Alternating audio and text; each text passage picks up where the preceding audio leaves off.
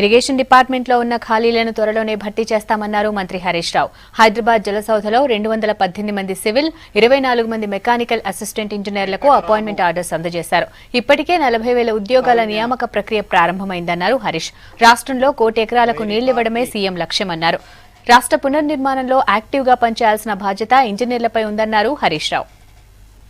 2 నియామకాలు 1,00,000 ప్రభుత్వ ఉద్యోగాలు వస్తాయనుకున్నాం. ఇప్పటికే 40,000 ఉద్యోగాల ప్రక్రియ వివిధ దశల్లో ఉంది. ఇప్పటికి కొంతమంది చేరారు, ఇప్పుడు మీరు చేరుతున్నారు, ఇంకా కొంతమంది రేపు ఎల్లుండి చేరబోతున్నారు. ఈరోజు 250 మంది మీరు చేరుతున్నారు.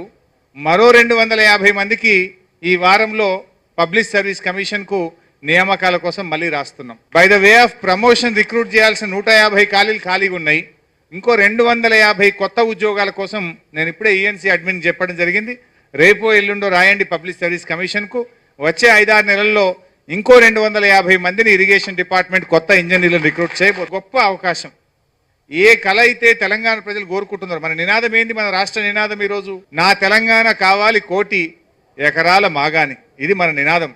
రేపటి నుంచి మీ మదిలో ఉండాల్సిన నినాదం మన తెలంగాణ కావాలి 1 కోటి ఎకరాల మాగాణం. ఇది మన ముఖ్యమంత్రి గారి నినాదం, మన రాష్ట్ర నినాదం, మన ఇరిగేషన్ డిపార్ట్మెంట్ యొక్క నాదం.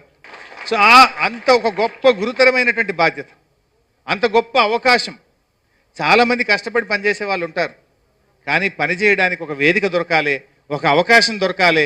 అలాంటి ఒక గొప్ప అవకాశం మీకు ఈరోజు లభించిందని మనం చెప్పుకోక తప్పదు. చాలా అరుదైనటువంటి అవకాశం. రాష్ట్రం కోసం ఎప్పుడు ఉద్యమాలు జరిగాయి, పాల్గొనే అవకాశం అందరికీ దక్కదు.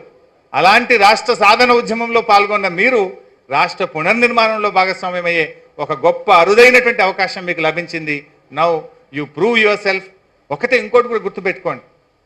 ఇలా ఎంతసేపు మనము ఈ రాష్ట్రం నాకేమిచ్చింది, ఈ ప్రభుత్వం నాకేమిచ్చింది, ఈ దేశం నాకేమిచ్చిందని కాదు, నేను ఈ సమాజానికి ఏం చేశాను, ఈ రాష్ట్రానికి నేనేం చేశాను, ఈ దేశానికి ఈ జన్మనిచ్చిన నా నేలకు, నా కన్న తల్లికి, నా ఊరుకు, నా తెలంగాణకు నేను ఏమిచ్చాననేటువంటి ఒక ఆత్మవిమర్శ మీలో ఉంటే మీరు